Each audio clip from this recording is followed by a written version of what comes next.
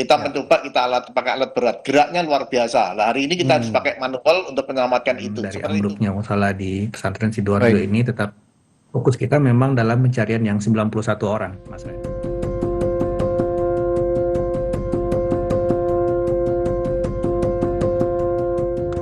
Yusuf, umurmu berapa? 16 tahun. Apa yang luka? Ya? Nggak ada ya, cuma perut kecepet ya? Ya, di sebelah kiri, Jus. Ya. Haikal, Ya, kamu yang sakit apa, Nak? semuanya sakit. Semuanya sakit. Oke, semangat ya. Sabar. Ini yang satu sudah lama. Kamu sabar ya. Sabar ya, Nak ya.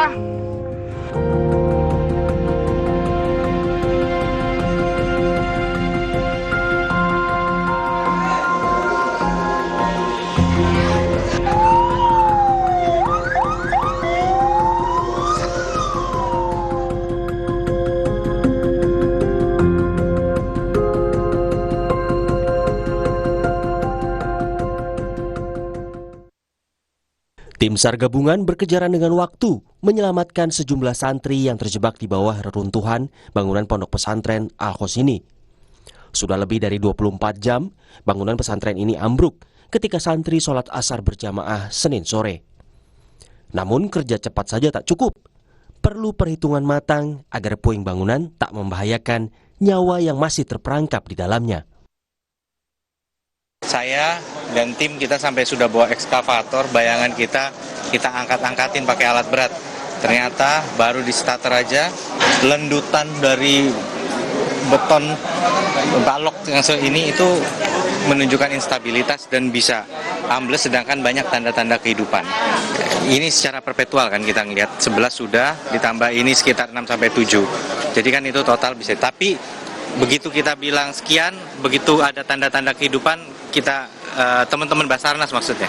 Karena kami ini dari Pemda ya ini memberikan dukungan posko, dukungan logistik, dan kelancaran dengan Polda. Bangunan pondok pesantren Al-Khos ini diduga ambruk karena kegagalan konstruksi bangunan. Seorang pengasuh pondok pesantren di Jember, Jawa Timur, meminta pendampingan pemerintah jika pesantren ingin menambah bangunan. Kadang pesantren itu Mbak, karena banyaknya jumlah santri, itu kadang memang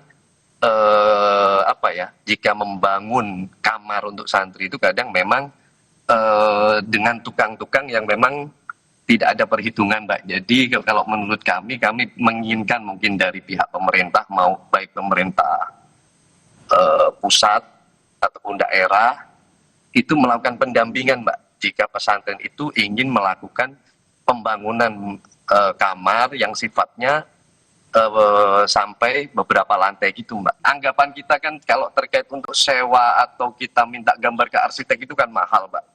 Sedangkan pesantren itu kadang-kadang untuk membuat kamar itu kadang pengasuhnya itu mengeluarkan dana sendiri ataupun ada dana bantuan dari alumni atau kadang ya dari usahanya gitu Mbak. Ketua Umum PBNU Yahya Khalil Stakuf meninjau langsung kondisi bangunan pesantren yang roboh. Gus Yahya juga memberikan penguatan kepada keluarga korban dan berdoa bersama. Penting kita konsentrasi pada penyelamatan dulu.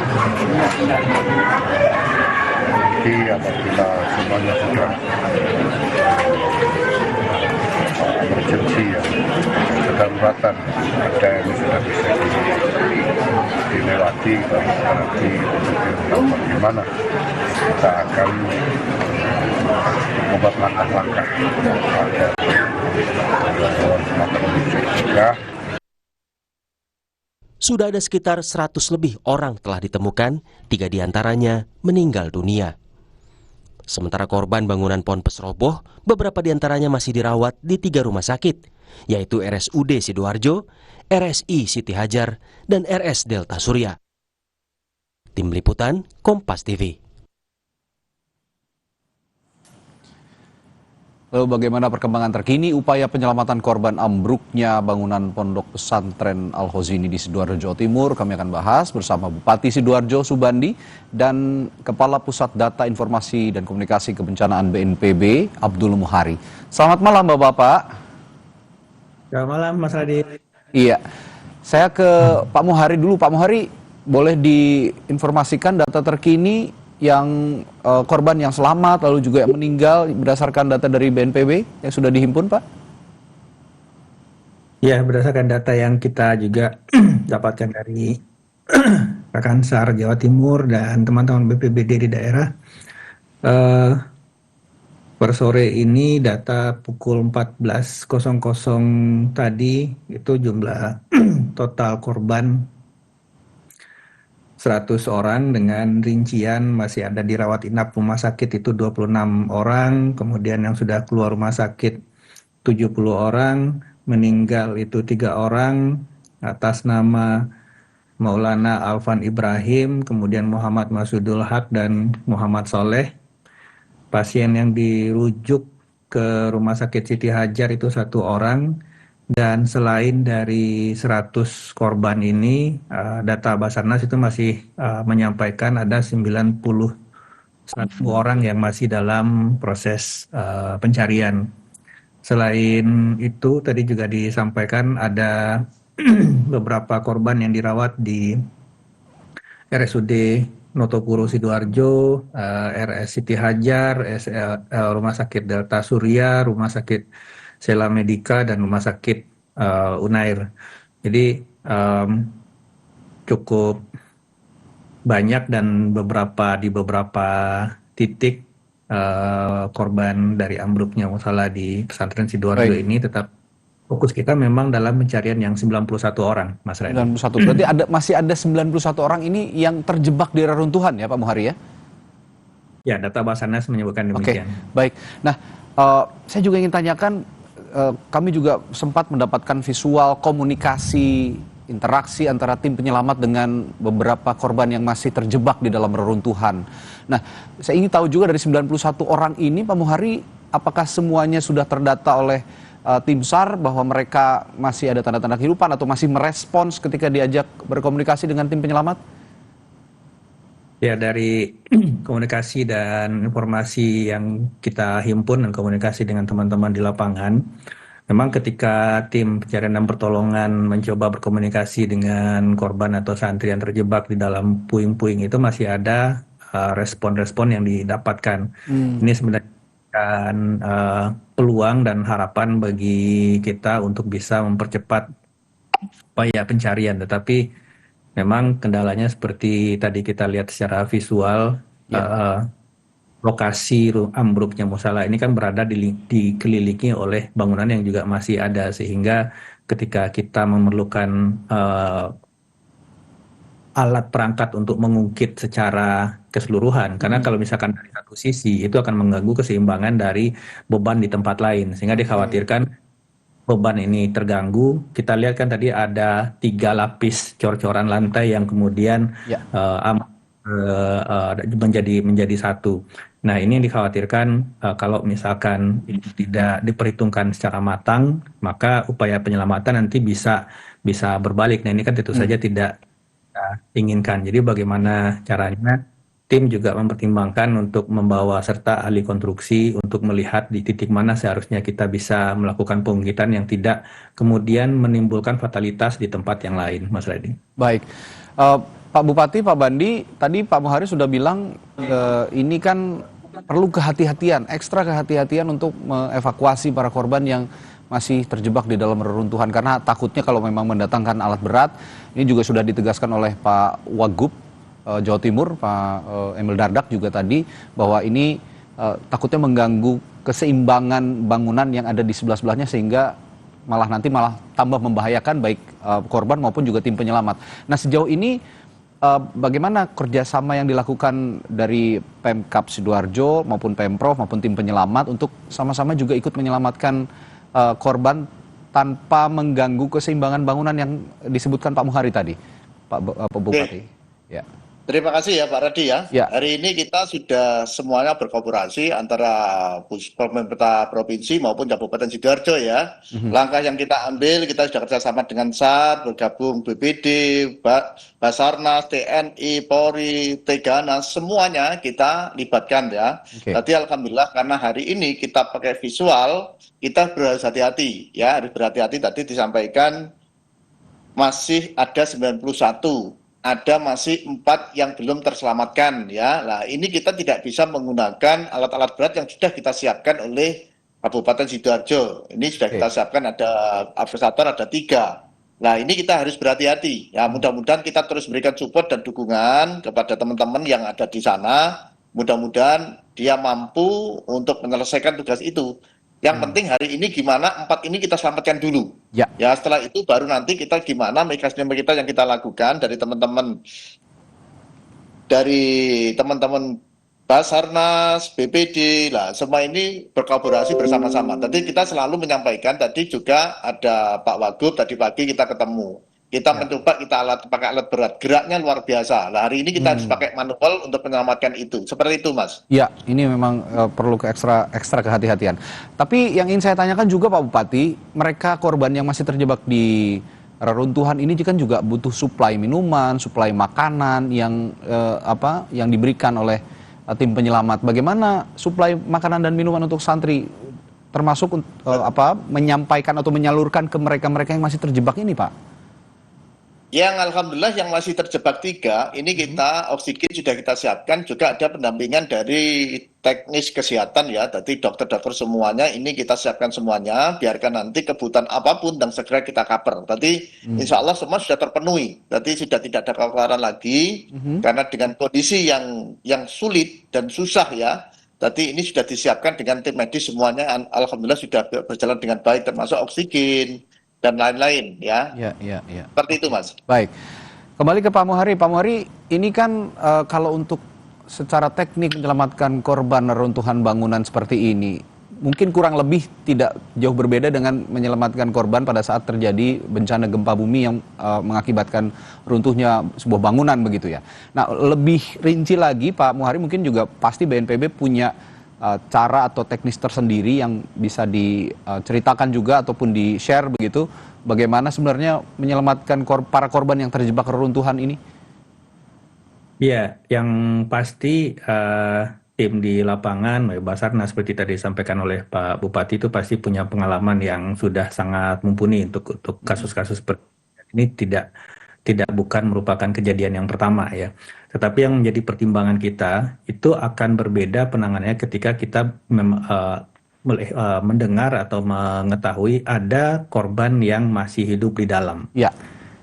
Posisi korban ini tidak bisa kita pastikan posisinya pastinya ada di mana, karena itu tidak secara visual tidak bisa dilihat dari pinggir atau sudut-sudut runtuhan yang dicoba oleh tim di lapangan.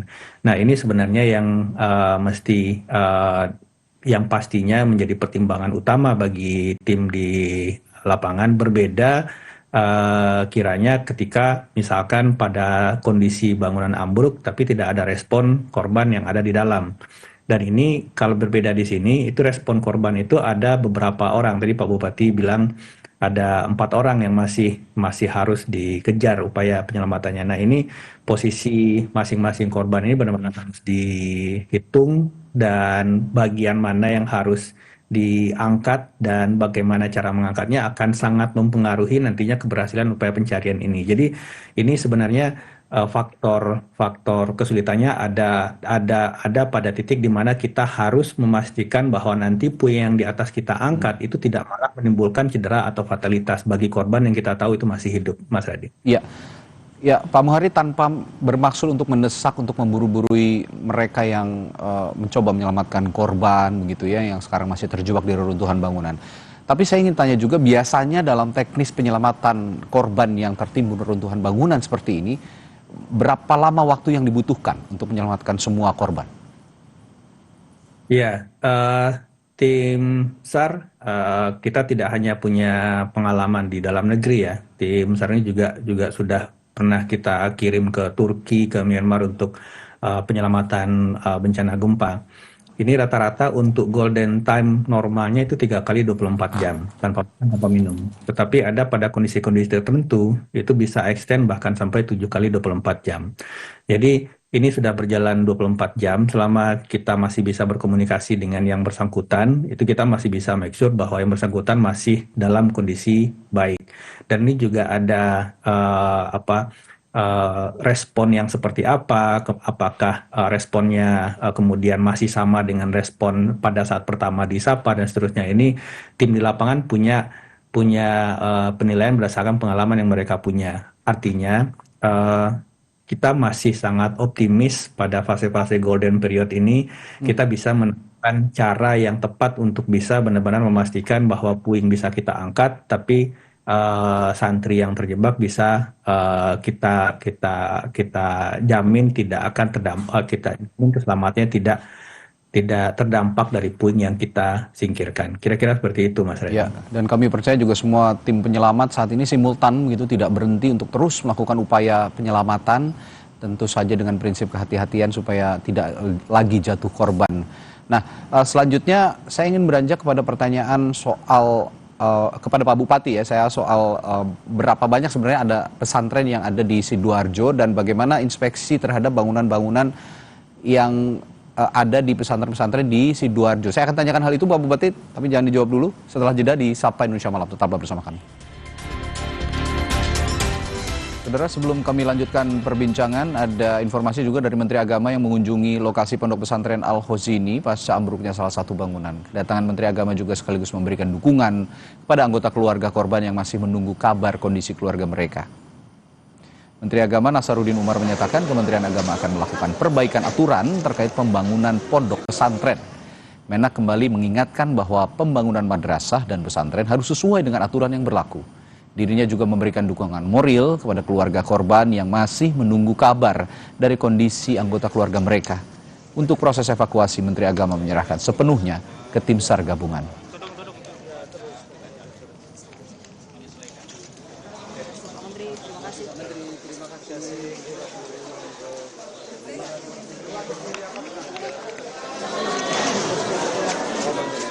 Jadi kami datang ke sini mendatangi ya tokoh-tokoh masyarakat sekitar, termasuk pemuda Jawa Timur ya, termasuk mengunjungi para orang tua yang korban ya. Bagaimana menerima kenyataan seperti ini sebagai sebuah musibah, dan bagi kita ini adalah suatu pelajaran. Dan kita akan mencoba mengeliminir jangan lagi ada peristiwa seperti ini yang terjadi di tempat lain. Maka itu kami selaku Menteri Agama tentu juga akan menciptakan suatu ketentuan khusus nanti bahwa pembangunan pondok pesantren dan madrasah dan apapun juga sebetulnya sebaiknya kita mengindahkan peraturan-peraturan yang berlaku yang sebagaimana ditetapkan oleh pemerintah dalam bidang pembangunan ini kan. Kita lanjutkan perbincangan. Tadi saya sempat bertanya kepada Pak Bupati Sidoarjo, Pak Subandi, bahwa berapa banyak yang pondok pesantren yang ada di Sidoarjo, Pak Bupati, dan bagaimana upaya inspeksi juga terhadap bangunan-bangunan yang masih berdiri di Sidoarjo, terutama untuk pondok-pondok pesantren. Terima kasih. Tadi kita punya kurang lebih ada 137 pondok ya. Terkait tadi ada pertanyaan gimana sudah sesuai atau belum ya, tentu kita akan koreksi bersama. Coba nanti akan kita cek bersama manakala pondok-pondok ini yang masih izinnya belum lengkap dan lain. Karena mohon maaf, pondok ini mestinya izin semua sudah lengkap semuanya. Karena nanti bantuan itu kalau tidak ada izin dan lain tidak mungkin bisa pemerintah berikan bantuan. Maupun provinsi, pusat, kabupaten. Nah ini persyaratannya seperti itu. Oke, persyaratannya seperti itu. Nah, tadi juga saya sempat ada informasi begitu yang kami tampilkan juga sebenarnya di berita di Kompas TV bahwa untuk mendirikan pesantren ini sebenarnya butuh biaya yang besar, terutama untuk hire arsitek gitu ya. Nah, alih-alih menggandeng arsitek, mereka dengan biaya yang cukup besar mereka agak keberatan. Nah, mereka minta juga untuk ada pendampingan dari pemerintah setempat atau pemerintah kabupaten bisa memberikan saran ataupun masukan untuk mendirikan bangunan yang layak begitu kira-kira. Dari PMK sendiri ada pendampingan selama ini untuk mendirikan pesantren-pesantren pondok-pondok ini?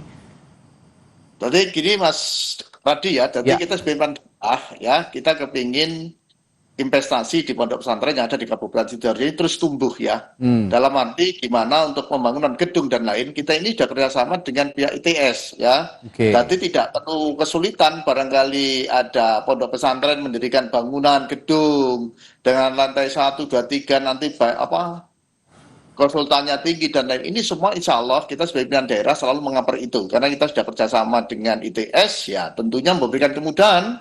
Biarkan nanti demi keselamatan, keamanan, ini betul-betul terjaga dengan standar struktur bangunan yang dimiliki sesuai dengan perizinan yang ada. Lah harapan kita semuanya pondok pesantren yang besar-besar, barangkali ada bangun yang baru, kita sebagai pimpinan daerah sangat welcome karena kita sudah kerjasama dengan ITS, biarkan nanti struktur bangunan itu sesuai dengan progres dan perizinan yang ada. Seperti itu Mas, jadi tidak ada kekhawatiran, kita selalu backup itu terkait masalah perizinan, terus konsultan, perencanaan dan lain, karena sudah ada kerjasama dengan ITS, insya Allah itu sudah bisa berjalan dengan baik. Oke, nah saya kembali ke teknis evakuasi ke Pak Muhari. Tadi Pak Muhari mengatakan bahwa bangunan sebelahnya ketika alat berat datang ini kan bergerak begitu ya, ini juga dikhawatirkan malah membahayakan begitu. Sebenarnya teknisnya untuk menghindari bangunan di sebelah-sebelahnya ini untuk mengganggu proses evakuasi, bagaimana Pak Muhari? Ya, ada beberapa opsi sebenarnya ya. Ada dengan menarik secara keteknikan gitu ya, ada caranya, ada perhitungannya. Lantai-lantai yang ambruk di bawah secara lateral, tetapi ini membutuhkan space atau ruang yang cukup untuk itu. Sedangkan kita lihat ini kan dikelilingi oleh bangunan yang sebenarnya menjadi penyambung ya. Si musola ini kan kalau kita lihat dari gambar visual itu disambungkan ke bangunan di sebelah-sebelah. Nah ini menjadi tantangan secara teknis yang cukup kompleks sebenarnya. Apakah kemudian bangunan di sebelah itu juga perlu